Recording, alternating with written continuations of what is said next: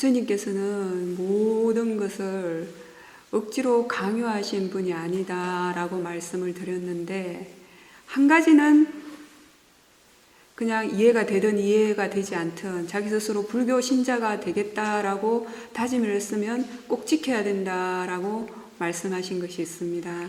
그것은 여러분이 마을에 살면서도 일상 속에서도 항상 5가지 계는 꼭 지켜라. 불교 신자라고 스스로 생각을 한다면 이 5가지 계는 꼭 지켜야 마음이 어느 정도 평온해지게 된다 라는 말씀을 하셨습니다. 이 5가지 계를 지키는 것을 그렇게 무섭게 생각하지 마십시오. 부처님께서는 이 5가지 계만 잘 지켜도 저거보다 지금보다 더 마음이 항상 청정해지기 때문에 반드시 내 생에 좋은 곳으로 가게 된다라고 말씀을 하셨습니다. 이 5가지 계를 다 같이 암송을 하고 시작을 하겠습니다. 부처님 당시에는 절에 가서 스님들께 항상 이 5가지 계를 받고 이 계를 지키겠다라는 서원을 했습니다. 그래서 이 5가지 계를 매번 암송을 하고 법회를 시작하겠습니다. 첫 번째는 살아있는 생명을 죽이지 않는 계를 지키겠습니다. 따라서 암송해 보시죠. 살아있는 생명을 죽이지 않는 계를 지키겠습니다. 주지 않는 물건을 갖지 않는 계를 지키겠습니다. 주지 않는 물건을 갖지 않는 계를 지키겠습니다. 잘못된 음행을 하지 않는 계를 지키겠습니다. 잘못된 음행을 하지 않는 계를 지키겠습니다. 거짓말을 하지 않는 계를 지키겠습니다. 거짓말을 하지 않는 계를 지키겠습니다. 정신을 흐리게 하는 약물이나 술을 마시지 않는 계를 지키겠습니다. 정신을 흐리게 하는 약물이나 술을 마시지 않는 계를 지키겠습니다. 네, 편안하게 자손 시작하시면 됩니다. 자, 몸도 편안하게 하시고 마음도 편안하게 하십시오. 수행이라는 것은 몸을 긴장되게 하는 거나 마음을 특별하게 만들어야 하는 것이 아닙니다. 단지 지금 현재 있는 그대로 몸과 마음을 편안하게 긴장감을 풀어준 상태에서 단지 이 순간에 자기 자신에게 주의를 기울였을 때 몸과 마음에서 일어나는 현상들을 알 수 있다면 자신에 대한 알아차림이 있는 것입니다. 그냥 반듯하게 앉아 있다고 해도 마음속으로 이런저런 생각 속에 휩싸여서 생각하는 것을 즐기고 있다면 그것은 수행하는 것이 아닙니다. 그러나 마음은 그냥 가만히 내버려 두면 끊임없이 과거로 미래로 혹은 이런저런 일들을 생각하면서 즐기거나 그 생각 속에 빠져 있고자 하는 그런 습성이 있습니다. 그러나 지금 현재 몸과 마음에서 일어나는 현상들을 대상으로 알고 있다면 그 순간의 마음은 미래로도 향하지 않고 과거로도 향하지 않습니다. 지금 현재에 깨어있게 됩니다. 때로는 마음이 과거에 대해서 혹은 미래에 대해서 혹은 이런저런 일들에 대해서 생각을 할 수도 있습니다.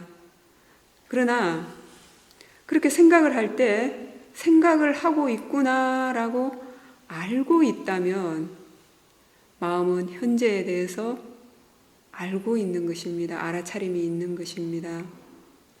그리고 그때 그 생각에 대해서 스스로 자문을 해보십시오. 지금 이 생각이 필요한 생각인가, 필요하지 않은 생각인가? 그렇게 그 생각에 대해서 필요한가, 필요하지 않은가를 묻기만 해도 그 생각 속으로 더 이상 빠져들지 않게 될 것입니다.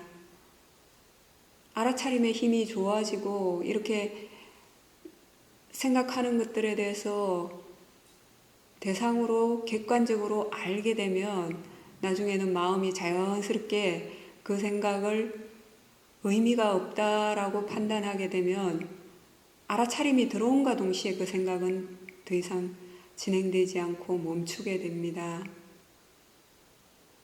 그러나 이런 생각이 아예 안 일어나는 것이 좋다라고 또 그렇게 고정관념 짓지는 마십시오. 생각 역시 마음의 대상입니다.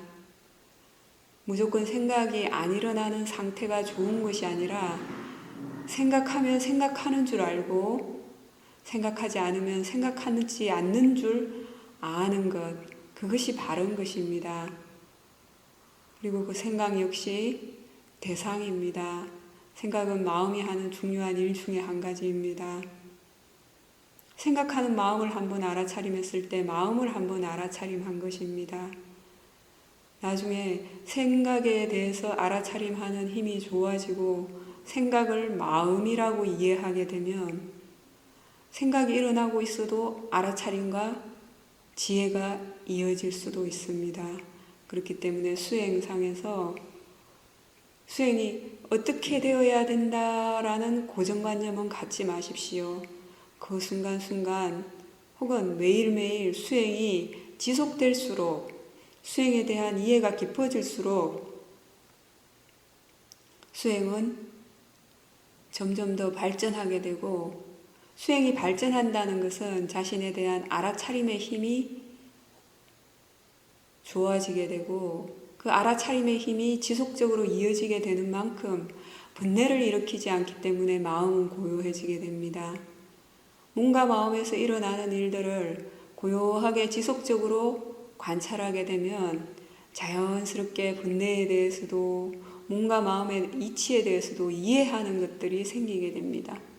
그렇게 이해되어 가는 과정이 바로 우리가 지금 하고 있는 사념처 위파사나 수행의 궁극적인 목적입니다.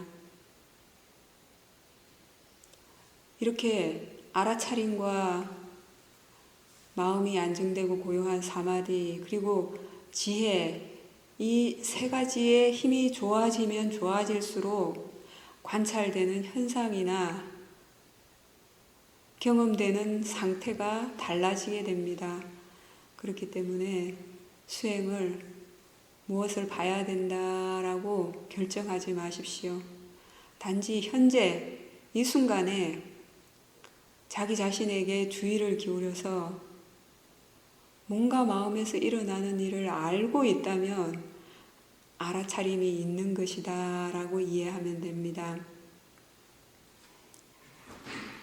몸과 마음에서 일어나는 일들이라고 했는데 결국 몸과 마음에서 일어나는 현상은 안이비 설신 의라는 6가지 문을 통해서 일어나는 6가지 대상뿐입니다. 그 외에는 더 이상 존재하지 않습니다. 내용적으로는 다양한 것 같지만 궁극적으로 어느 문에서 현상이 일어나는가 라고 구분해서 본다면 안이비 설신 의에서 일어나는 6가지 대상 외에는 더 이상 존재하지 않습니다. 대상이라는 것은 관찰되는 대상입니다. 알아차려지는 성질을 의미합니다. 알아차려지는 성질이라는 것은 알아차림의 대상이 된다는 뜻입니다. 사띠라는 알아차림이 그 순간 안이비 설신 의에서 일어나는 6가지 대상 중에 무엇을 알든지 알고 있다면 알아차림이 있는 것입니다. 그렇기 때문에 어떤 대상을 보는가 하는 것이 중요한 것이 아니라 그 순간 직관적으로 자기 자신에게 주의를 기울였을 때 알 수 있는 만큼 알아지는 만큼 알면 됩니다. 대상의 의미가 알아차려지는 것이라고 이해한다면 코의 호흡을 관찰하는 것이나 배가 부른 끄짐을 관찰하는 것이나 소리를 한번 관찰하는 것이나 다 똑같습니다. 단지 자신에게 주의를 기울여서 알아차림이 있도록만 하십시오.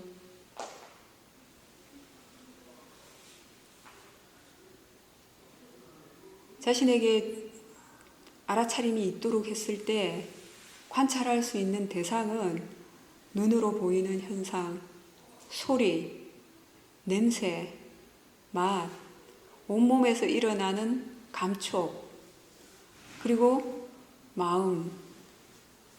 마음에서 일어나는 일들, 이 6가지 외에는 더 이상 존재하지 않습니다. 이 6가지 현상 중에 무엇을 알든지 한 가지라도 알고 있다면 알아차림이 있는 것입니다. 처음에는 의도적으로 확인을 하는 것도 좋습니다. 지금 무엇이 일어나고 있는가? 가슴이 답답하면 답답하다라고 알고, 편안하면 편안하다라고 알면 됩니다. 소리가 들리면 들리는 줄 알고, 안 들리면 안 들리는 줄 알면 됩니다.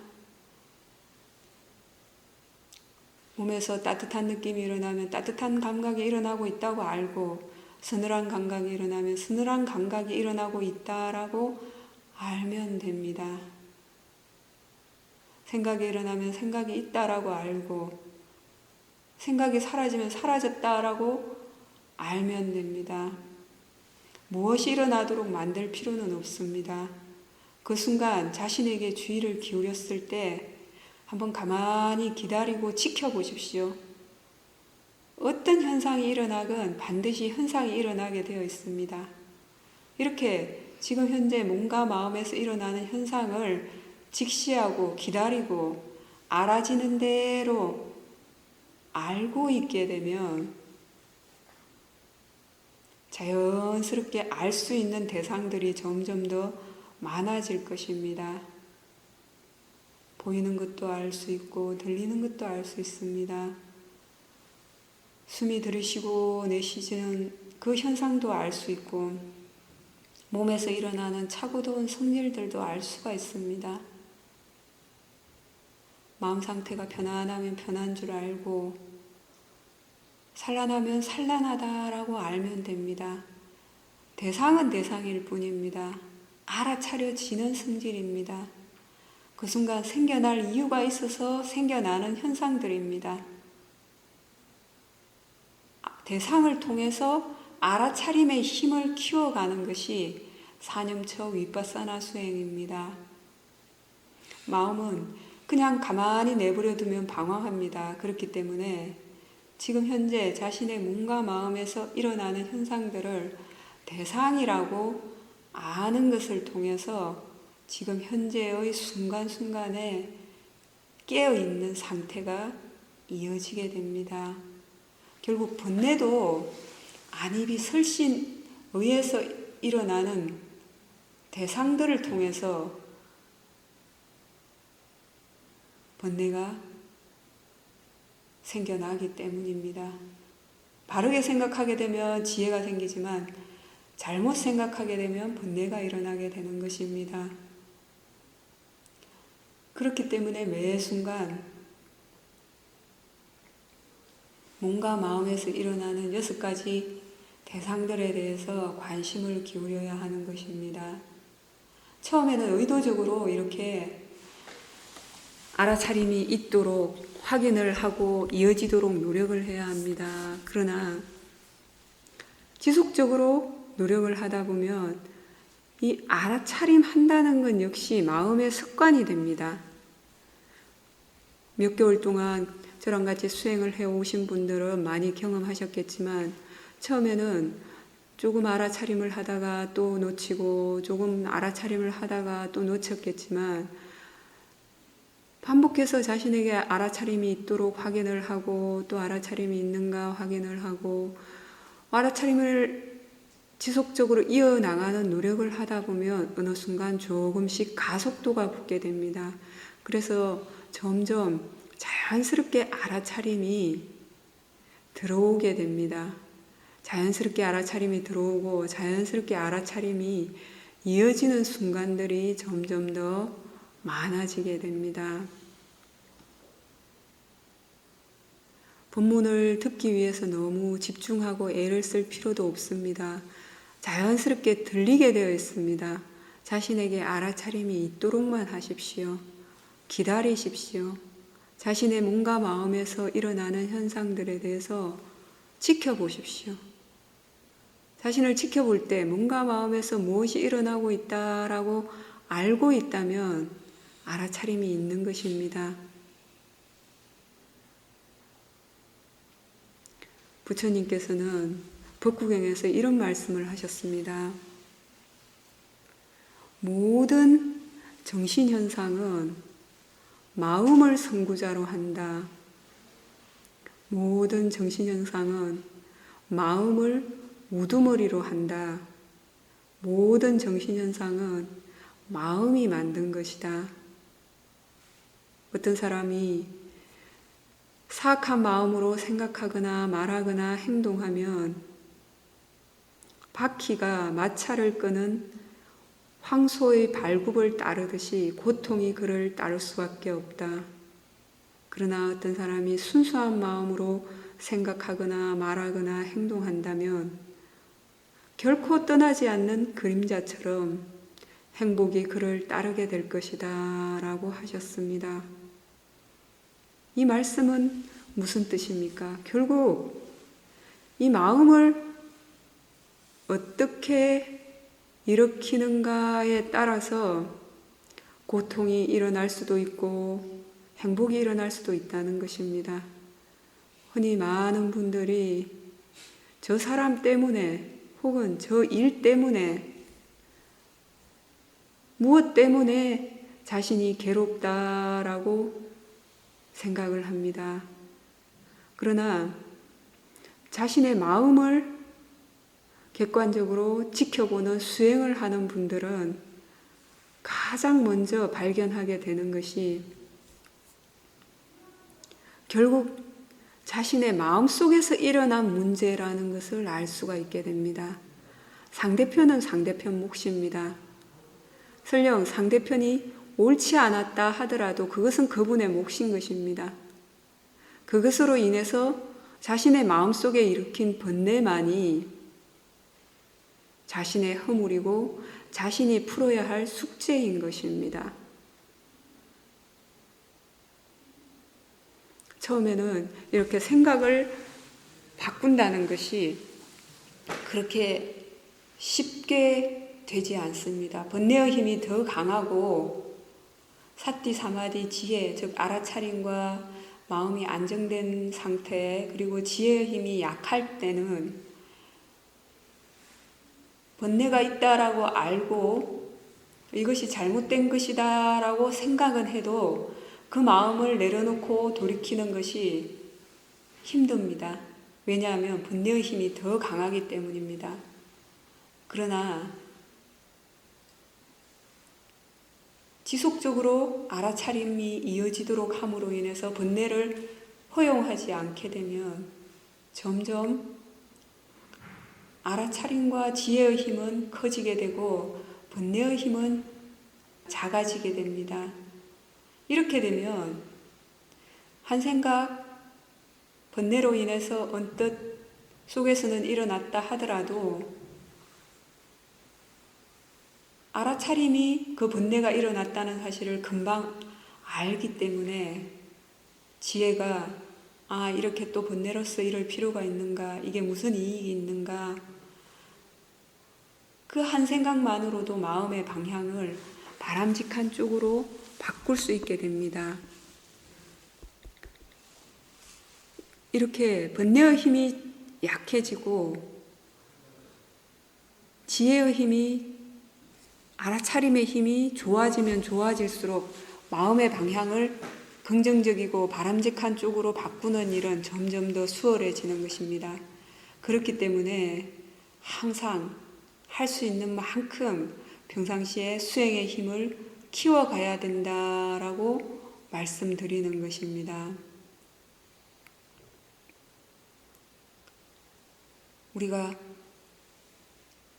처음에는 이것이 굉장히 어려운 일처럼 느껴질 수도 있습니다. 그러나 이렇게 알아차림이 있도록 반복해서 노력을 하다 보면 점점 알아차림은 자연스럽게 가속도가 붙어서 의도적으로 자꾸 챙기지 않아도 알아차림을 이어가는 순간이 생기게 됩니다.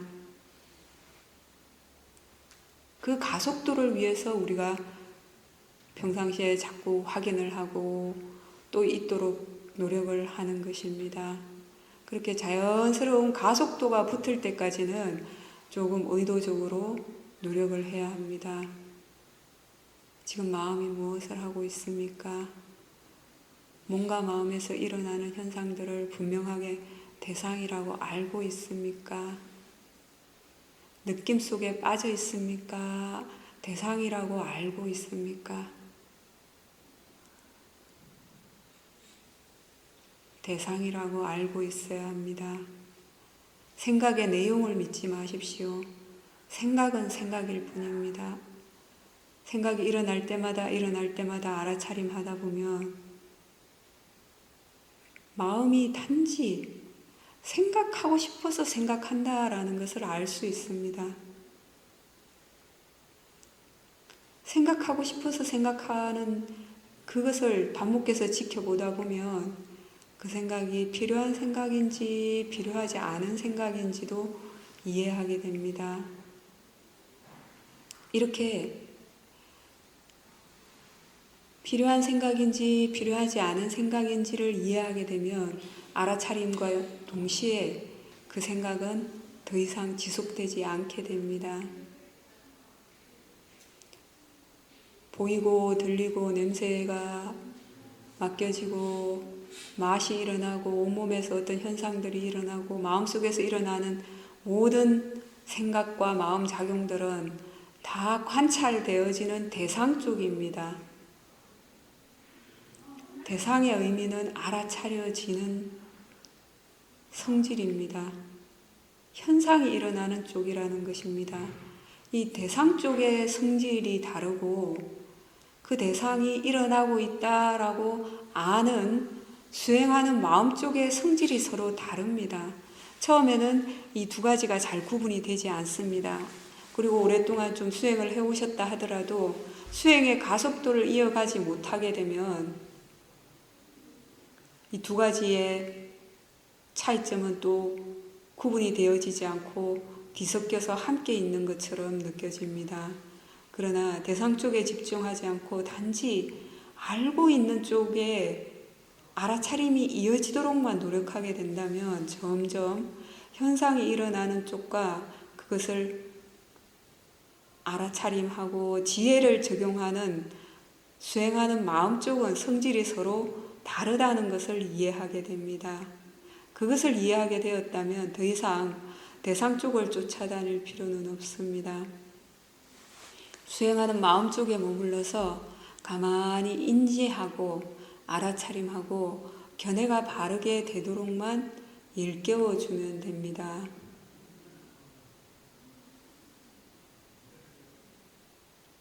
너무 피곤하고 졸릴 때는 눈을 뜨고 수행을 하는 것도 좋습니다. 눈을 뜨게 되면 보이는 현상에 대한 알아차림이 되기 때문에 일상에서 수행을 하는데 훨씬 더 도움이 됩니다. 눈으로 보인다는 사실을 알아차림하게 되면 빛이 인식이 되기 때문에 마음은 훨씬 더 깨어납니다. 눈으로 보이는 현상을 알아차림할 때 사물의 내용을 하나하나 파악하라는 뜻이 아닙니다. 단지 보이고 있다라는 것을 알고 있으면 그것으로 충분합니다. 눈을 감으면 아무것도 보이지 않습니다.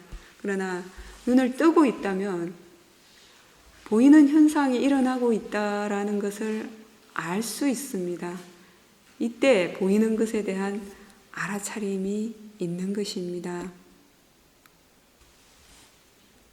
우리가 인식하고 살아가는 세계는 두 가지 차원의 세계가 있습니다. 한 가지는 개념의 세계이고, 또 한 가지는 실제하는 세계입니다. 개념으로서의 진리가 있고 궁극적으로 실제하는 진리가 있습니다. 개념으로서의 진리라는 것은 남자다, 여자다, 사람이다, 개다, 자식이다, 부모다, 이러한 것이 바로 개념으로서의 진리입니다.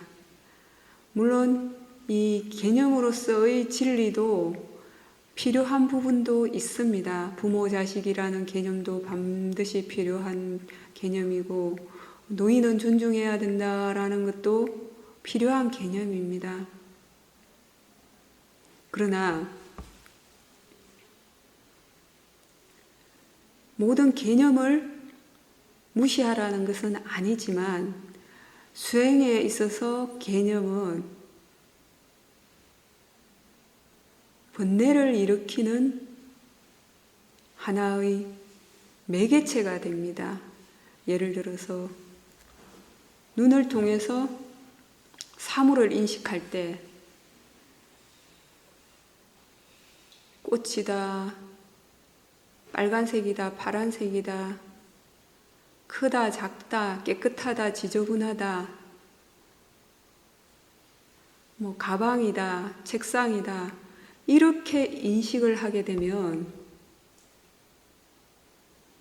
그 개념을 인식하는 순간에 바로 마음은 번뇌를 일으키게 됩니다. 마음에 든다, 마음에 들지 않는다, 좋다, 싫다 하는 번뇌가 그 개념을 인식하는 순간에 바로 일어나게 되는 것입니다. 저 사람은 깨끗하다, 지저분하다, 예쁘다, 못생겼다, 이러한 것이 바로 다 개념을 인식함으로 인해서 일어나는 것입니다. 이렇게 우리가 눈, 귀, 코, 혀, 온 몸을 통해서 일어나는 대상들에 대해서 항상 개념을 인식하게 되면 접촉하고자 하는 그 욕구가 생겨나게 되고, 희열과 행복을 느끼고자 하는 욕구가 일어나게 됩니다. 자신이 좋아하는 음식은 더 먹고자 하고 탐심으로써 먹고자 하는 욕구가 일어나게 됩니다. 싫어하는 음식은 조금도 맛을 보지 않으려는 그런 마음도 일어나게 됩니다. 그것은 그 개념을 인식하는 저변에 탐진치가 작용하기 때문입니다. 흔히 어떤 분들은 수행을 하지 않는 대부분의 분들은 이렇게 보이는 것에 대해서, 들리는 것에 대해서, 맛보는 것에 대해서, 감촉을 느끼는 것에 대해서, 그리고 마음속에서 일으키는 일들에 대해서 즐기는 것이, 그것이 희열이라고 생각하고 행복, 삶의 진정한 행복이라고 여기게 됩니다. 그래서 좀 더 많이 움켜쥐기 위해서 노력하고, 좀 더 즐거운 것을 보기 위해서, 좋은 것을 보기 위해서 애를 쓰고, 좀 더 맛있는 것을 먹기 위해서 집착을 합니다. 그러나 생각을 해보십시오. 그 모든 것은 일시적입니다. 이러한 즐거움이 항상 한 즐거움이 있던가요? 영원히 계속되는 행복이 있던가요? 자기가 좋아하는 걸 보기 때문에 즐겁다면 싫어하는 것을 보게 되면 괴롭게 되어 있습니다. 자신이 좋아하는 음식을 먹어서 기분이 좋아진다면 자신이 싫어하는 맛을 먹게 되면 괴로움이 일어나게 되어 있습니다. 개념을 인식할 때는 이렇게 반드시 좋다 싫다 하는 마음이 일어난다는 뜻입니다. 그렇기 때문에 부처님께서는 이렇게 안입이 설신을 통해서 일어나는 현상들에 대해서 개념을 인식하고 좋다 싫다 하는 것을 일으키는 것은 다 조건의 변화에 기인하는 그러한 괴로움이다 라고 말씀을 하셨습니다. 얼마 전에 비트코인 때문에 사회적인 문제가 된 적이 있었습니다. 비트코인 주가가 한참 올랐을 때는 그게 돈을 투자한 사람들이 직장도 그만두고 즐거움에 빠져 있었습니다. 그러나 한순간 비트코인이 하락하면서 어떻습니까? 괴로워서 자살을 한 사람도 있습니다. 우리가 개념의 세계 속에서 좋다고 생각하는 것은 그것에 대한 집착의 정도가 10이라면 그것이 무너졌을 때 다가올 괴로움의 정도는 딱 10만큼 다가오는 것입니다.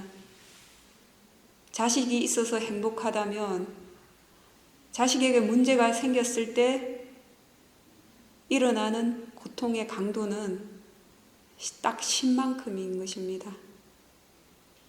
재산이 있어서 행복하고 좋다면 그 재산을 잃게 되면 그 고통의 강도는 10만큼 일어나는 것입니다.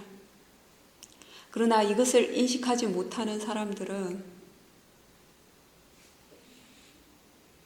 이렇게 보이는 것에 대해서, 들리는 것에 대해서, 냄새 맡는 것에 대해서, 맛보는 것에 대해서, 온몸에서 일어나는 감각들에 대해서 자신이 좋아하는 것을 취하게 될 때 그것을 항상하다고 착각하게 되고 즐거운 것이라고 착각하게 되고 나의 것이라고 착각하게 되고 깨끗하다라고 착각을 하기 때문에 집착과 애착이 강해지는 것입니다. 이 모든 것은 다 개념, 내용을 대상으로 하기 때문입니다. 때로는 수행에 대해서도 개념을 통해서 집착이 생길 수가 있습니다. 어떤 분들은 이런 질문을 많이 합니다. 스님, 제가 자선을 하는 동안에 이렇게 해서 고요해졌고 이런 현상이 벌어졌습니다. 참으로 이것은 대단한 일이 아닙니까? 라고 묻습니다. 그러나 현상은 현상일 뿐입니다.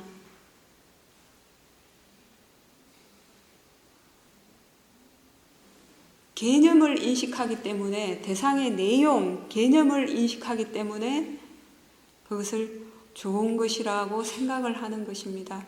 경험 그 자체가 지혜는 아닙니다. 우리가 매 순간의 경험을 통해서 마음속에 어떤 이해가 생겼는가 하는 것을 그것을 더 중요하게 생각해야 합니다. 단순히 고요해졌다고 해서 좋아하고 고요함이 사라졌다고 해서 불안해한다면 그것은 바른 견해가 아닙니다. 바른 수행이 아닙니다. 수행하는 마음 쪽에서 견해를 바르게 하고 알아차림이 지속되도록 이어지게 됐을 때 마음이 고요해지고 수행하는 마음 쪽에서 생각을 잘못하고 알아차림을 이어가지 못했을 때 고요함이 사라진다는 사실을 이해하게 된다면 수행을 점점 할 수 있는 그러한 지혜가 생기게 됩니다.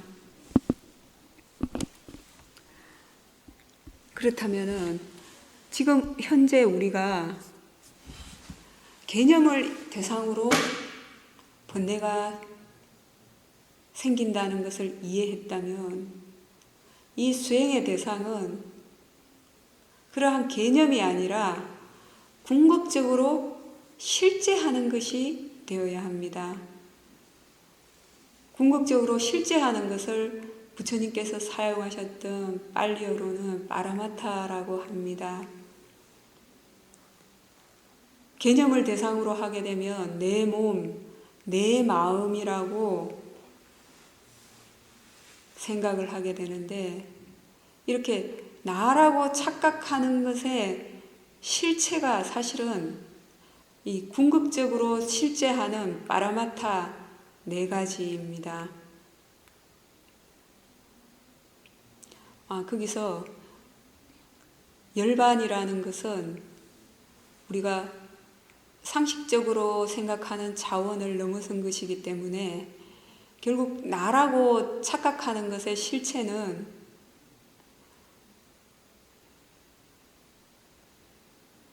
물질이고 마음이고 마음부스입니다. 물질이라는 것은 우리가 내 몸이라고 생각하는 것에서 일어나는 현상입니다. 그렇지만 이 물질이 반드시 손으로 움켜쥘 수 있는 것처럼 그렇게 만져지는 성질이 있는 것만이 물질은 아닙니다. 물질의 특징은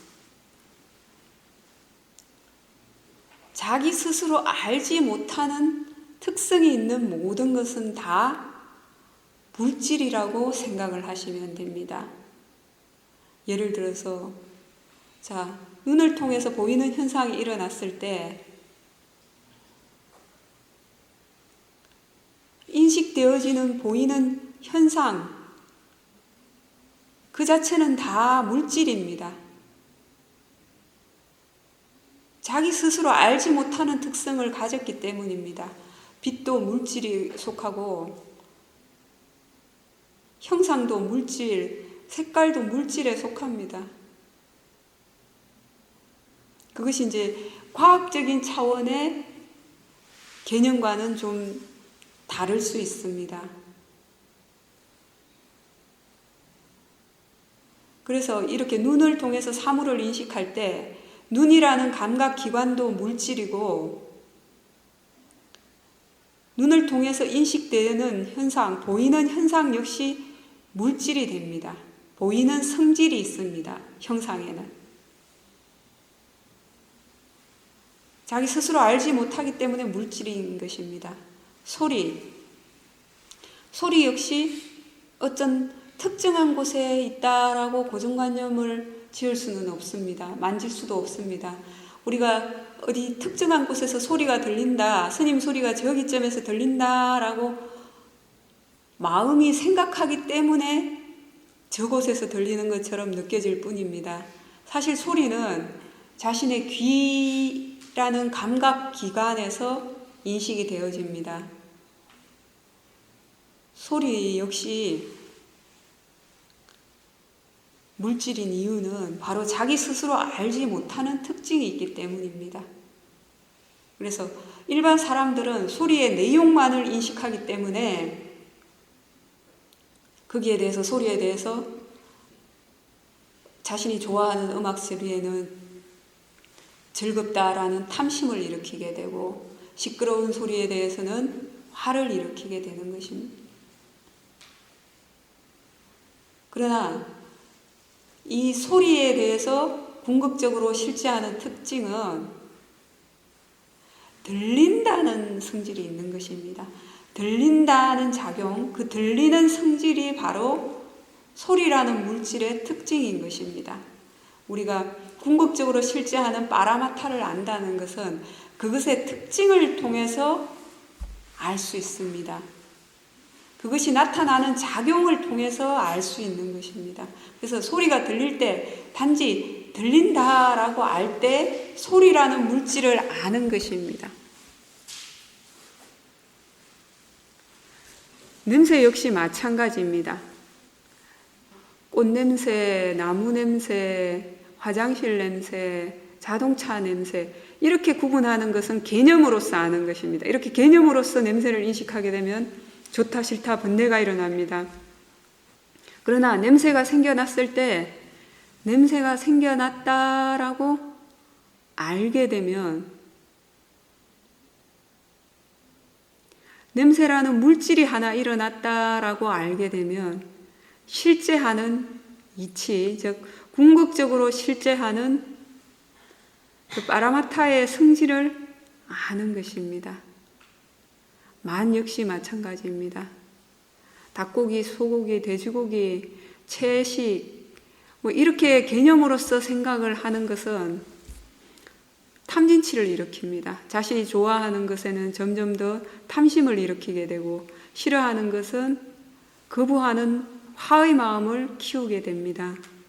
그러나 맛이라는 대상이 하나 생겨났다라고 알게 되면 그 순간 맛이라는 물질을 통해서 알아차림의 힘을 키워가는 것입니다. 온몸에서 일어나는 감촉을 통해서 따뜻하고 서늘하거나 혹은 딱딱하고 부드러운 성질을 알 수 있습니다. 차고 더운 성질이 바로 여러분이 배우셨던 지수화풍 4대의 성질 중에서 화대의 성질입니다. 화대의 성질이 바로 차고 더운 성질입니다. 딱딱하고 부드러운 성질, 이것이 바로 지대의 성질입니다. 움직여지는 성질, 이것이 바로 풍대의 성질입니다. 오랫동안 움직이지 않고 자선을 하게 되면 다리가 여기저기 쑤시고 몸이 불편합니다.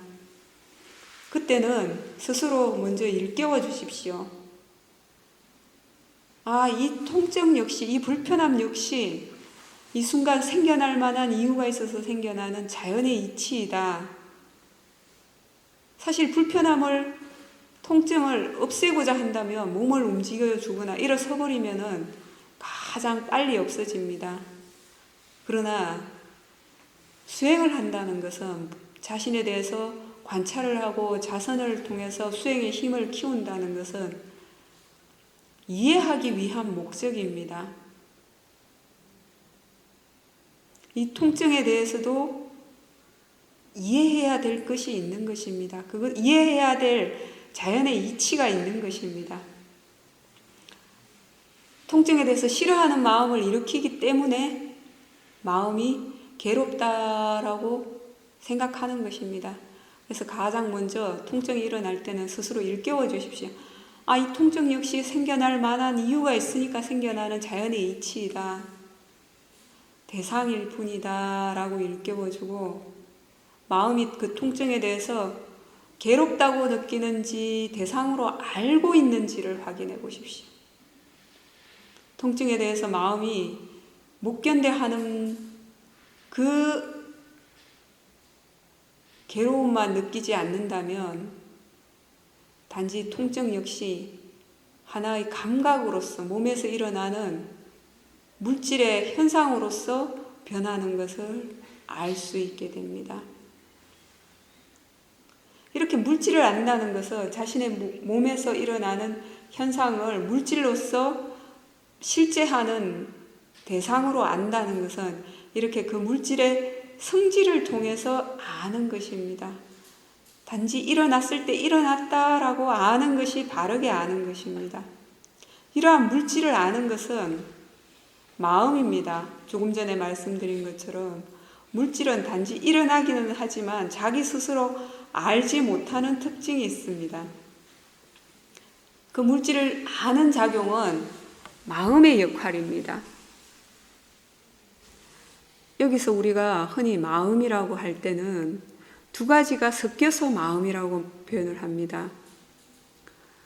순수한 마음은 맑은 물과 같이 단지 감각 대상을 의식하거나 아는 작용만을 일으킵니다. 이것은 무슨 뜻이냐면은 일어났을 때 단지 일어났다라고 아는 작용만 일으킵니다. 그러나 그 마음이, 우리는 여러 가지 마음이 있다는 것을 알 수 있습니다. 번뇌의 마음도 있고 지혜의 마음도 있습니다. 좋은 마음, 나쁜 마음이라고 이렇게 구분해서 우리가 느껴지는 것은 그 마음에 어떠한 마음 부수가 포함되어 있는가에 따라서 다르기 때문입니다. 예를 들어서 맑은 물에 붉은색 물감을 타면 붉은 물이 되고 파란색 물감을 타면 파란색 물이 되는 것과 마찬가지 이치입니다.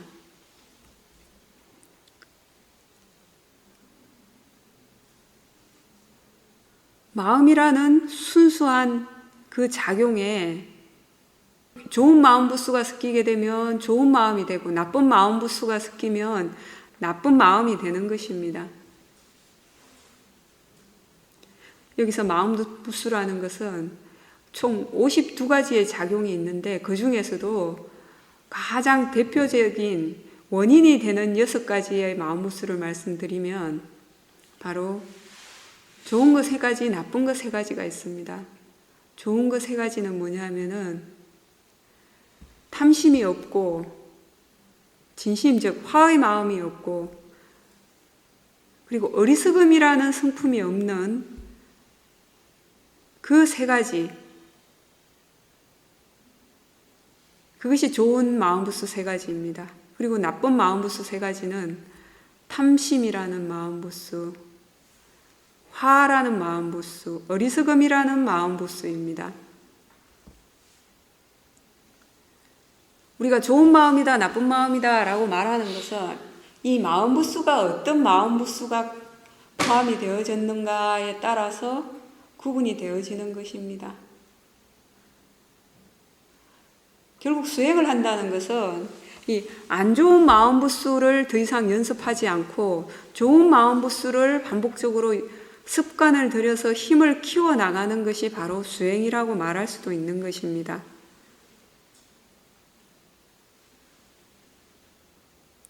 처음 수행을 할 때는 개념적인 부분을 많이 인식하게 됩니다.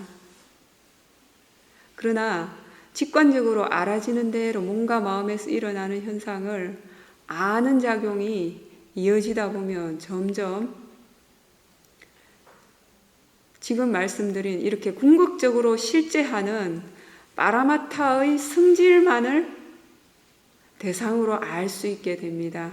그렇게 될 때 우리는 부처님께서 말씀하신 무상하고 고이고 무아이고 부정한 그 실제하는 이치의 성질에 대해서 점점 이해하게 됩니다.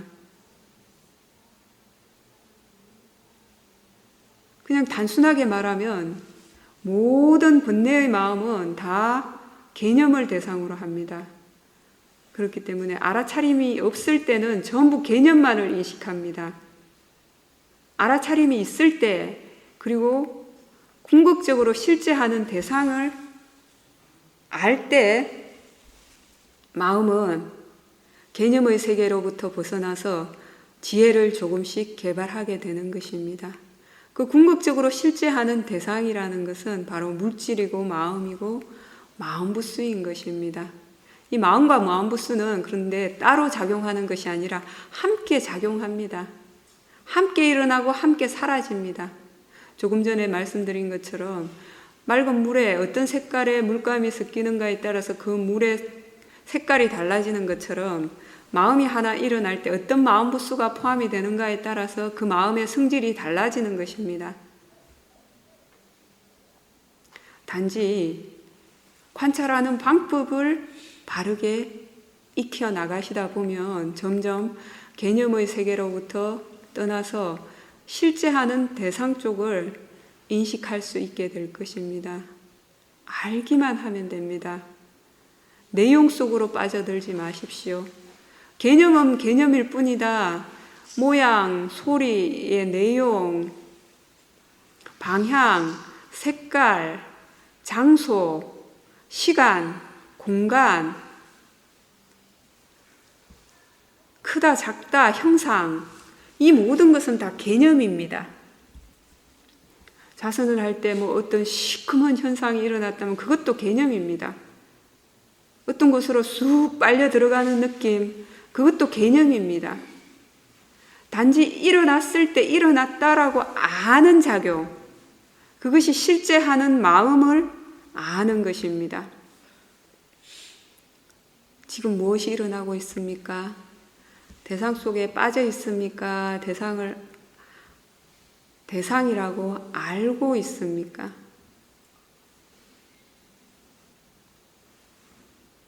부처님 당시에 어떤 분이 이런 질문을 했습니다. 도대체 어떻게 해서 당신은 경류를 건너고 어떻게 해서 대해를 건너고 어떻게 해서 고통을 극복하고 어떻게 해서 청정하게 되셨습니까? 라고 질문을 했습니다. 여기서 말하는 경유라는 것은 감각 욕망에 대한 애착, 존재에 대한 애착, 이 몸과 마음을 나라고 착각하는 그 사견, 그리고 실제하는 것을 실제하는 것으로 알지 못하는 무명이라는 어리석음, 이것이 4가지 폭류입니다. 이것을 어떻게 건너야 되는가 하면은 부처님께서는 믿음을 통해서 이 경류를 건너야 된다라고 하셨습니다. 믿음이라는 것은 다시 말하면 신심이라고 표현할 수 있습니다. 신심을, 부처님에 대한 신심을 얘기하는 것은 아닙니다. 부처님에 대한 확고한 신심이 서기 전에 우선 부처님께서 알려주신 이 수행이 궁극적으로 자신의 몸과 마음에 어떤 영향을 미치는가 하는 것을 분명하게 이해해야 합니다. 수행을 안 할 때 어떤 허물이 있고 수행의 힘이 자신에게 어떤 변화를 가져오는가, 어떤 번뇌로부터 벗어나게 해줄 수 있는가를 이해한 만큼 이 신심은 더 강해지게 됩니다. 이 신심이 감각 욕망에 대한, 아니비설신에서 일어나는 감각적인 욕망에 대한 애착에서 벗어나게 만들어주고, 계속 존재하고자 하는 애착에서 벗어나게 만들어주고, 이 몸과 마음을 나라고 착각하는 잘못된 사견으로부터 벗어나게 만들어주고, 무엇이 옳고 그른지를 알지 못하는 어리석음으로부터 벗어나게 해준다는 것입니다. 그리고 부처님께서는 불방일, 즉 방일하지 않음을 통해서 거친 바다를 걷는다라고 하셨습니다. 여기서 말씀하시는 거친 바다, 대해는 존재의 윤회라는 거친 바다인 것입니다. 우리가 수행을 하지 않을 때는 계속해서 이 감각적인 욕망을 즐기면서 살아가는 것이, 계속 존재해서 윤회하는 것이 좋은 것, 즐거운 것이라고 생각을 하게 됩니다. 그러나 지속적으로 한번 수행을 해보십시오. 몸과 마음에서 일어나는 이치에 대해서 간단 없이 알고 있도록 해보십시오. 가장 먼저 고통스러운 것으로부터 벗어나게 될 것입니다. 그리고 지혜의 힘이 정말 좋아지게 되면 계속 존재하고자 하는 그 윤회에 대한 집착으로부터도 벗어나게 될 것입니다. 3번째, 어떻게 고통을 극복했는가에 있어서의 고통은 불선법과 항상 뒤섞여 있기 때문에 괴로운 것입니다. 알아차림을 놓쳤을 때 마음이 무엇을 하고 있습니까? 최소한 불필요한 생각을 하고 있을 것입니다. 그리고 그 불필요한 생각의 내용에 따라서 감정의 동요도 달라지게 됩니다. 그러나 지금 현재 알아차림이 지속적으로 지혜와 함께 이어지게 되면 그 노력을 지속적으로 하게 되면 고통으로부터 근본적으로 벗어나게 됩니다. 그래서 부처님께서는 지속적인 노력, 즉 정진이 모든 고통으로부터 벗어나도록 해준다라고 말씀을 하셨습니다. 그리고 어떻게 하면 청정하게 되는가에 대한 질문에 대해서는 통찰지를 통해서 청정해진다라고 하셨습니다. 여기서 말하는 통찰지는 수회, 즉 수행 체험을 통한 지혜를 의미합니다. 우리가 수행을 하기 전에는 괴로운 마음이 일어났을 때 어떻게 해서 바르게 마음을 편안하게 돌려야 하는가에 대해서 마음대로 되지 않았을 것입니다. 그러나 부처님의 가르침을 듣고 이 몸과 마음에서 일어나는 모든 것은 단지 생겨날 이유가 있으니까 생겨나는 자연의 이치이다 라고 받아들이고서 대상으로 알다 보면 모든 것이 자신의 욕심이 있기 때문에 욕심대로 되지 않았을 때 화의 마음이 일어나는구나 라는 것을 이해한 만큼 화로부터도 욕심으로부터도 벗어나게 됩니다. 이렇게 실제로 몸과 마음에서 일어나는 현상들에 대해서 부처님으로부터 전해 들은 지혜를 문해로서 처음에는 적용을 하지만 사해로서 거듭 숙고해서 자신의 몸과 마음에서 일어나는 현상에 대해서 직접적으로 적용을 할 때 경험을 통해서 이해되어지는 것들이 있습니다. 그것이 바로 통찰지입니다. 수해입니다. 닦을 숫자를 써서. 그 통찰지만이 부처님께서는 모든 번뇌로부터 벗어나서 청정해지도록 만든다라고 하셨습니다. 지혜가 없으면 번뇌로부터 청정해지는 길을 알지 못합니다. 자신의 지혜가 부족해서 괴로움 속에 휩싸여 있다면 보고들은 바른 정보를 스스로에게 적용하십시오. 그것에 대해서 사유해 보십시오. 그 생각을 하는 것만으로도 마음이 많이 평온해지게 될 것입니다. 수행이라는 것이 그렇게 쉬운 일은 아니지만 불가능한 일도 아닙니다. 지금 부처님께서 말씀하셨던 것처럼 이 수행에 대해서 확신을 가지고 신심을 가지고 지속적으로 노력하게 되면 반드시 모든 정신적인 고통으로부터 육체적인 고통으로부터 벗어나서 지혜가 생기게 된다라고 부처님께서 단언하셨습니다. 이 말씀이 정말 옳은지 그른지 하는 것은 여러분들이 지속적으로 수행을 해 나갈 때 자기 스스로 확신을 할 수 있게 됩니다. 마음이 지금 무엇을 하고 있습니까? 하루 종일 이것을 확인하는 것을 잊지 마십시오. 알고 있습니까? 모르고 있습니까? 어떤 대상들이 일어나고 있습니까? 자주자주 질문해 보십시오. 이렇게 수행에 대해서 확인하는 것만으로도 알아차림이 들어오게 되고 알아차림이 있었다면 그 알아차림이 더 분명해지고 힘이 좋아지게 됩니다.